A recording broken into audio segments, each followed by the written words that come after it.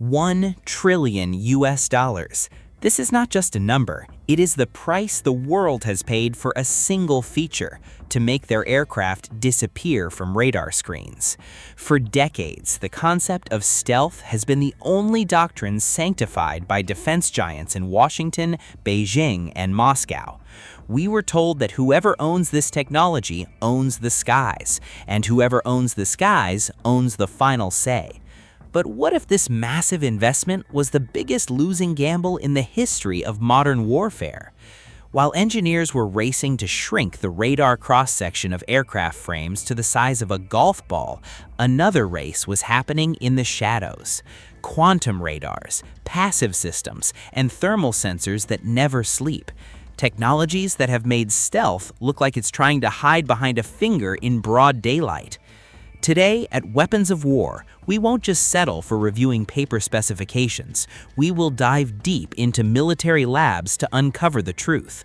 Are we facing a true technological revolution, or are we victims of the biggest marketing scam in the history of weaponry? Fasten your seatbelts, because the answer might change your view of military power. The magic of RCS, the shield and the spear.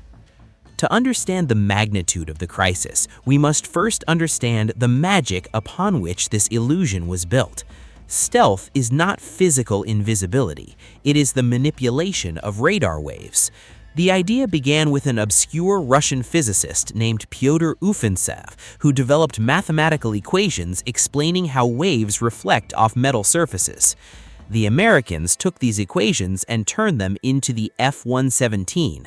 The secret lies in the radar cross-section, or RCS. Imagine a traditional aircraft appearing like a mountain on a radar screen, while a stealth aircraft is designed with sharp angles to scatter waves away from their source, covered in radar-absorbent material, or RAM, that soaks up radar energy and turns it into heat. The goal? To make the massive F-22 appear on radar as a honeybee or a small bird. This superiority gave America absolute dominance in the late 20th century. But here's the question that almost nobody asks. If stealth is so effective, why do stealth aircraft still carry electronic warfare systems, decoys, and jammers worth millions of dollars? The answer reveals the first crack in the stealth myth. Radar cross-section is not a fixed number. It changes constantly depending on the aircraft's angle, altitude, weather conditions, and even the frequency being used against it. A fighter may appear as small as a bird from one direction, yet appear dozens times larger when viewed from another angle. Engineers therefore faced an almost impossible challenge. They were not trying to make the aircraft invisible, they were trying to make it difficult to detect from as many directions as possible for as long as possible. Every sharp edge, every air intake, every weapon bay door, and every panel line became a battlefield between aerodynamics and radar physics. The more an aircraft is optimized for stealth, the more engineers often sacrifice internal space, maintenance simplicity, and sometimes even raw performance. This raises an uncomfortable question. What happens when detection technologies evolve faster than stealth technology? The answer begins with a radar technology many experts once considered obsolete. As in every arms race, the spear never stops evolving to pierce the shield. Radars operating in the very high frequency band began returning from museums to become the primary nightmare for stealth. These waves are not fooled by sharp angles. They wrap around the aircraft structure and give a clear signal. Something big is here, even if they cannot yet provide the precision required for a missile lock. The return of VHF radars is one of the most fascinating developments in modern air warfare. For years, military planners assumed that advanced fire control radars operating at higher frequencies would dominate future battlefields. But nations such as Russia and China revived a technology many considered outdated. Instead of using short radar waves that stealth aircraft are specifically designed to defeat, these systems employ much longer wavelengths. Think of it like trying to hide behind a chain-link fence. Small objects can disappear behind the gaps, but a large truck cannot. Long radar waves interact with the entire aircraft structure rather than individual surfaces. The downside is that these radars often lack the precision needed to guide a missile directly onto a target. However, they don't need perfect precision. They only need to answer one critical question. Can they tell an air defense network where to start looking? And that question changes everything. Once a stealth aircraft is roughly detected, information can be passed to other sensors, creating what military strategists call a sensor fusion kill chain. Suddenly, stealth is no longer fighting a single radar, it is fighting an entire ecosystem. The lethal flaw: physics does not play favorites. The second problem generals try to hide is the thermal signature. You can hide your shape from radar, but you cannot hide the heat of your engines, which reaches thousands of degrees. Modern aircraft like the Russian Su-35 and Su-57 and even the Chinese J-20 are equipped with IRST systems. These systems do not send out radar waves, they are passive eyes scanning the sky for any heat trace. Imagine the F-35 flying proudly, thinking it is invisible, while enemy sensors track the glow of its engines from dozens of kilometers away. It's like trying to hide in a dark forest while carrying a lit flashlight. The radar may not see you, but everyone sees the light. And heat tracking technology is evolving at an alarming pace. Modern infrared search and track systems are no longer looking at a single hot engine nozzle. They analyze multiple thermal signatures simultaneously. Friction between the aircraft and the atmosphere creates heat. Exhaust gases create heat. Even subtle temperature differences across the aircraft's skin can become visible under the right conditions. Advanced algorithms now compare these signatures against massive databases, allowing systems to distinguish between birds, drones, cruise missiles, and fighter jets with increasing accuracy. So here is another question. If radar can be deceived and infrared can be managed, what happens when both are combined into a single targeting network? The answer is exactly what many military powers are building today. Multi-sensor tracking systems fuse radar, infrared, electronic emissions, satellite observations, and airborne early warning aircraft into one common picture. Each individual sensor may be imperfect, but together they can gradually reduce the advantages stealth once enjoyed. Add to that the problem of coating degradation. Stealth paint is not just pigment, it consists of complex and highly sensitive chemical compounds. In high humidity, or when flying at high speeds, this coating begins to crack and deteriorate.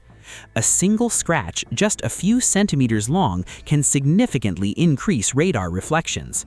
This explains why an F-22 flight hour costs nearly $70,000. You are not only paying for fuel and maintenance, you're paying to restore the illusion after every mission. Giant scandals, from propaganda to reality. Let's move from theory to reality.